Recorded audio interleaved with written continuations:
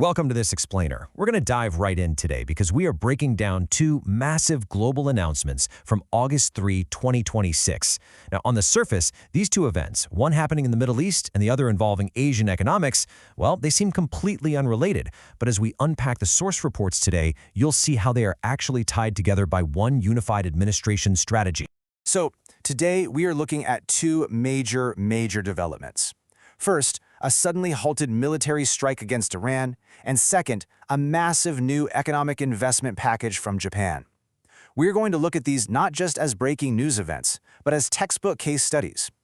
By examining them side by side, we can really start to understand the mechanics of how extreme pressure is being leveraged to force high-stakes deals on the world stage. Here is a quick look at our agenda. We'll cover a day of major announcements: halting the Iran strike, the upcoming Iran negotiations, Japan's massive U.S. investment, and finally, the overarching strategy of leverage. Let's jump right into part one, halting the Iran strike. This is our first case study focusing on military leverage. Picture this. Speaking to reporters aboard Air Force One, President Trump stated that the U.S. military was literally moments away from launching an attack. He described it as what would have been the biggest attack on Iran since World War II. I mean, think about the gravity of that for a second. The planes were essentially on the runway, the orders were primed, and a historic, highly destructive escalation was just minutes away from becoming reality. So you gotta wonder, why did it stop? Well, this massive strike was called off at the direct and urgent request of several major regional players. The administration reported that Saudi Arabia, the United Arab Emirates, Qatar, and even Iran itself intervened.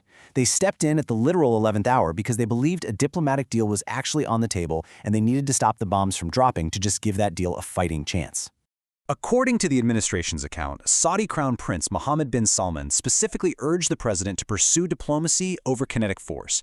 And his reasoning? It's grounded in a deep fear of the unknown.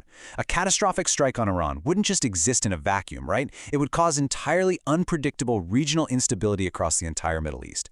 They wanted a deal because the alternative was simply too disastrous to even calculate.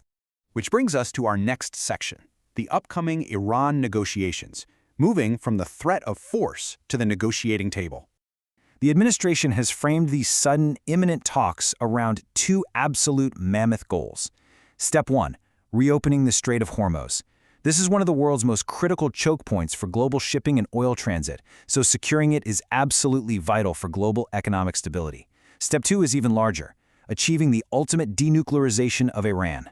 These are incredibly complex, historically difficult objectives that have eluded diplomats for decades, and they are now suddenly thrust right onto the fast track. But, and this is crucial to understand about these talks, the White House made it very clear that this is not just a ceasefire born out of sheer goodwill. The disastrous military option, it is still primed and ready. If these negotiations fail to yield the desired results, that historic strike we talked about earlier could easily be put right back into motion. The threat of force is literally sitting right there in the room with the negotiators. All right, let's switch gears to our second case study, Japan's massive U.S. investment, looking specifically at economic leverage. Over on the economic front, the administration just formally launched the first wave of Japanese investments into the United States, and we are talking about a staggering $36 billion initial commitment. That is an enormous, game-changing injection of foreign capital directly into the American domestic economy. But get this, that $36 billion, it's actually just a down payment. This massive injection of capital is merely the beginning of an even larger $550 billion pledge that Japan made the previous year, back in July 2025, as part of a major trade deal. It's a long-term economic restructuring meant to bring wealth and physical production back onto U.S. soil. Commerce Secretary Howard Lutnick actually broke this massive pile of money down into 3 highly strategic regional infrastructure projects. In Ohio, they're building the largest natural gas generation facility in history to power American manufacturing. In Texas, a deepwater crude oil export facility that's expected to generate up to $30 billion annually in exports. And in Georgia, a facility for synthetic industrial diamonds. Actually, that last one is absolutely vital because it's aimed directly at ending U.S. reliance on foreign sources for semiconductors. So it isn't just money changing hands, it is a highly calculated boost to American manufacturing and energy independence. So the obvious question here is, how exactly was a foreign ally convinced to spend hundreds of billions of dollars rebuilding American infrastructure? Highlighting exactly how this deal was forced into existence, the president took to social media to explicitly credit the threat of tariffs. The administration is openly, publicly stating that it was the looming, severe economic penalty of tariffs that brought this massive foreign investment back to the U.S. Which leads us perfectly into our final section, the strategy of leverage and the common thread tying all of this together. When you look at these two events side by side, the symmetry is really striking.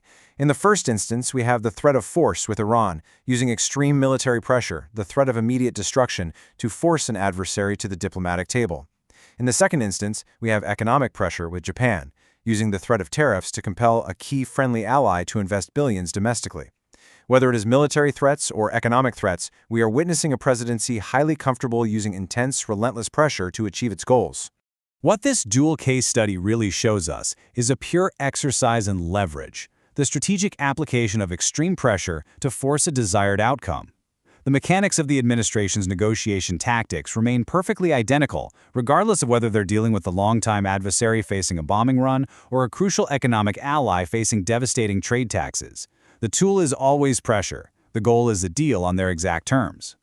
So, as diplomatic talks with Iran quickly kick off and billions in Japanese infrastructure finally break ground, we are left looking at a deeply uncertain horizon. These are immense, high-stakes maneuvers that risk regional war on one end and massive global trade wars on the other. So, I'll leave you with this ultimate question. Will these high-stakes gambles ultimately result in lasting global stability and prosperity, or will all of this immense pressure eventually cause the entire system to break? Thank you so much for exploring this with me today, and definitely keep your eyes on how these stories develop.